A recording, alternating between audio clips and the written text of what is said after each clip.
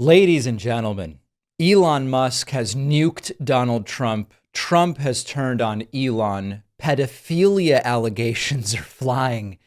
And you all know that this was inevitable. This is not the pat on my back moment.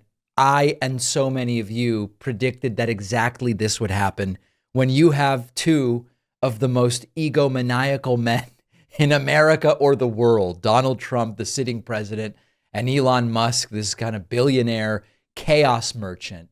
There was no way that this alliance was going to last. I said it from the start. They weren't partners. They were using each other. No real shared values to the extent they even have deeply held values other than whatever's good for me today. No real loyalty, self-interest and attention seeking.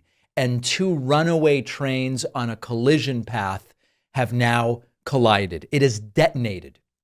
Musk is accusing Trump of being in the Epstein files.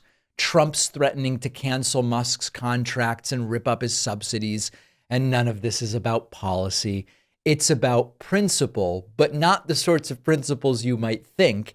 It's the principle of I am the only thing that matters. Two unstable men locked in a power struggle, each one desperate not to look like the loser, not to look like the beta. So let's go through it.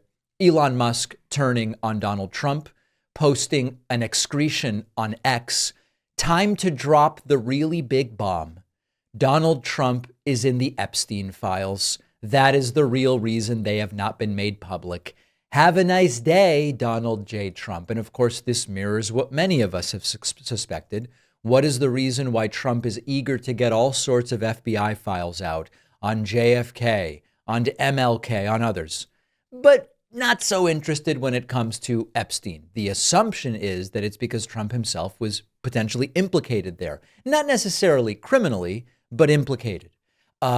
Continuing on X, Elon Musk with more of these excretions. Mark this post for the future. The truth will come out, of course, referring to Trump in the Epstein files. Musk continuing. The Trump tariffs will cause a recession in the second half of the year. Elon sort of standing aside and pretending as though what Donald Trump is doing generally makes sense. More recently expressing a little bit of concern with the tariffs, saying he's for free trade, and now nuking it, telling us, I guess, how he really feels. Elon continuing. In light of the president's statement about cancellation of my government contracts, SpaceX will begin decommissioning its Dragon spacecraft immediately.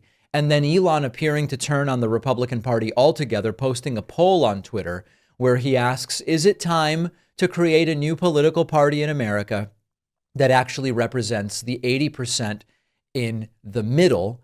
And then finally, Elon Musk endorsing by re-excreting, some call it retweeting, but now that these are X-excretions, it's re-excreting. He re-excreted a message calling to impeach Donald Trump and replace him with J.D. Vance, just adding yes to a suggestion from Ian Miles Cheong that Trump should be impeached and replaced with J.D. Vance. So it got very real very quickly.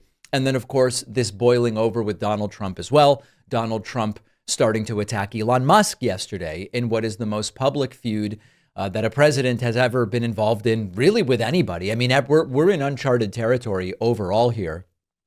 Trump posting, Elon was wearing thin. I asked him to leave. I took away his EV mandate that forced everyone to buy electric cars that nobody else wanted, that he knew for months I was going to do. And he just went crazy. This is a reminder as if you needed one, which of course you shouldn't have needed one. It's all posturing.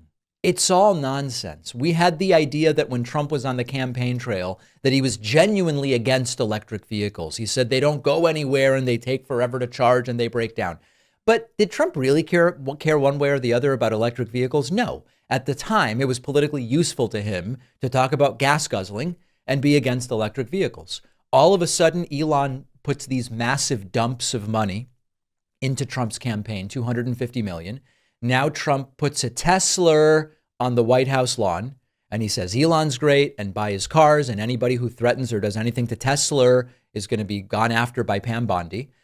And of course, that wasn't really what he believed anyway. It was just politically convenient for him. And then now he goes back to actually nobody wants these electric vehicles. I don't think Trump knows a damn thing about electric vehicles. He doesn't care.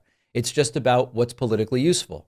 Trump continuing with the threats against Elon. The easiest way to save money in our budget, billions and billions of dollars, is to terminate Elon's government subsidies and contracts. I was always surprised that Biden didn't do it. And then finally, Trump on Truth Central. I don't mind Elon turning against me, but he should have done so months ago. This is one of the greatest bills ever presented to Congress. It's a record cut in expenses, $1.6 trillion, and the biggest tax cut ever given. These are all lies, by the way. If this bill doesn't pass, there will be a 68% tax increase. That's a lie. And things far worse than that. I didn't create this mess. I'm just here to fix it. This puts our country on a path of greatness. Make America great again. And of course, random capitalization all over this thing. It has collapsed. And there are some trying to mediate, saying we need a truce, we need a meeting, we've got to get everybody happy with each other. But it looks as though the MAGA Civil War has escaped the stables. And I don't know that there's any rounding this one up. Let's talk about that next. People in my audience know I am a bit of a pastry connoisseur. Our sponsor, Wild Grain, is the first bake from frozen subscription box for artisanal breads, pastries, and pastas. Wild Grain's boxes are customizable depending on what you like and prefer. They've got their classic variety box. They've launched the new gluten-free box. They have a plant-based box that's 100% vegan. And it just takes the hassle out of baking because all items bake from frozen in 25 minutes or less, nothing to clean up. My experience has been awesome. I love the croissants. I was having people over last week, half an hour before, preheat and throw them in the oven, and people love it. Definitely, the croissants are my favorite. The quality and the freshness of the items is extraordinary, and it is just so convenient. Go to wildgrain.com/Pacman to start your subscription and get $30 off your first box, plus free croissants in every box every month. The link is in the description.